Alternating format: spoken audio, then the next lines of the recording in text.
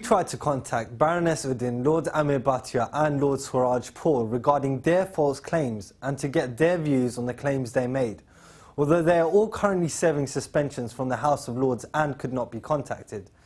A House of Lords committee met and they have claimed that Baroness Uddin and Lord Bhatia acted inappropriately, and whereas Lord Swaraj Paul may not have acted deliberately, he was seen to be grossly negligent. Police officers are in an environment where racism and discrimination is fermenting, then the situation for Asian officers may see their health affected, resulting in stress and anxiety caused by harassment and even depression, which could lead to further action by the ethnic minorities in terms of racism claims. The Asian officers in the police force are trying to do a worthwhile job, and they would want to work in a positive environment as well as being positive role models for the rest of society. There are many Asian police officers on all levels of the British police force. There are, however, not enough senior officers, and therefore it could be said that they do not fully represent the Metropolitan Police as best as the force could. Whether this makes the Metropolitan Police racist is questionable.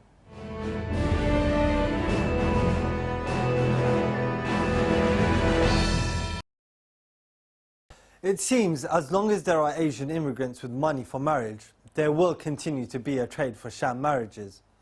It seems EU nationals are the immigrants' marriage in heaven, for now anyways, and it remains to be seen what the government does about this trade, which has been going on for many years, and having been fueled by the new EU countries' membership.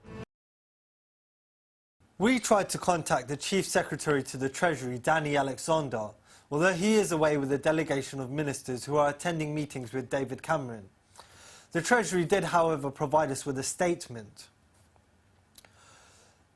The Chancellor has set out a decisive plan to reduce the UK's unprecedented deficit and restore confidence in the UK economy, and we are currently spending 120 million a day on debt interest. The action we are taking to restore Britain's public finances to a sustainable path is a necessary precondition for economic growth. Failure to tackle this problem would put the economic recovery at risk, a view shared by the IMF, World Bank, G20, Bank of England and the OECD. It seems that the coalition are doing a lot to balance the books. Whether they will be able to achieve their long-term targets of reducing the deficit and stabilising the economy is yet to be seen.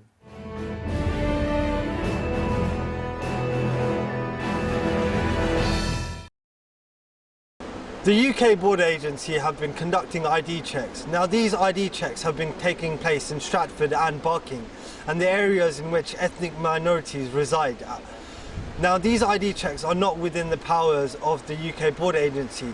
Only at the airports and at border control spots are the UK Border Agency allowed to ask for ID. So why is it that they've been asking for ID? It remains to be seen what happens on this and whether the UK Border Agency will stop illegally asking members of the public for their ID. Raj Mehta, Sunrise Television.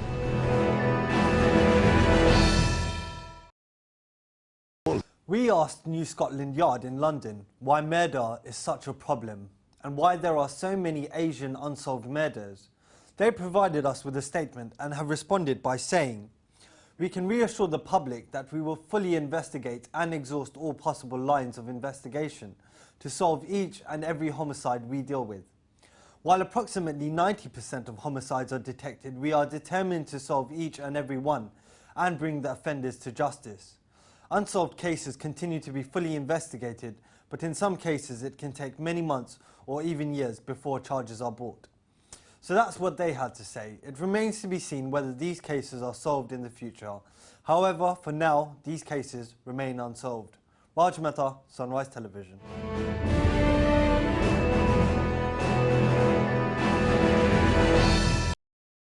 Whether these colleges are going to continue operating their scams remains to be seen, especially whilst the UK Border Agency remain adamant about finding these bogus colleges, which they are aware target non-European nationals and work in coordination with some bogus students.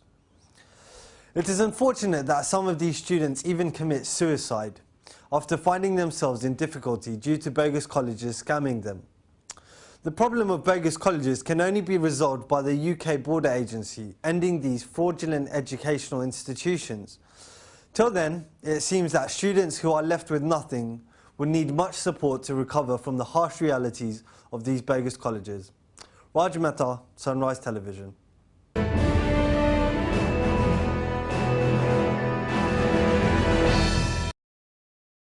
These students have now become desperate, and in their despair they are resorting to extreme measures. Some work illegally where they may be prone to serious underpay.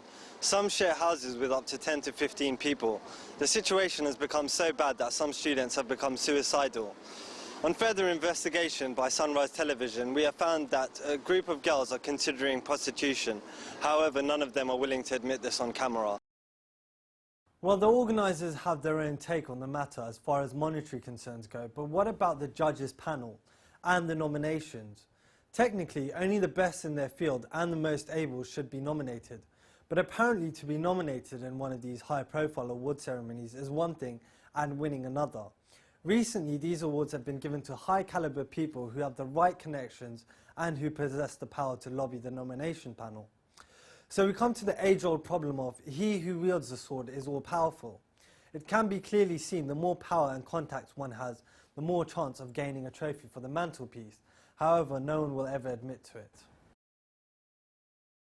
Today we've been asking people about the Labour leadership candidacy and what it means to the South Asian community.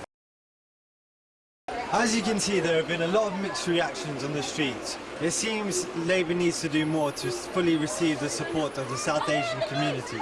That's all from me, Raj Mehta, Sunrise Television.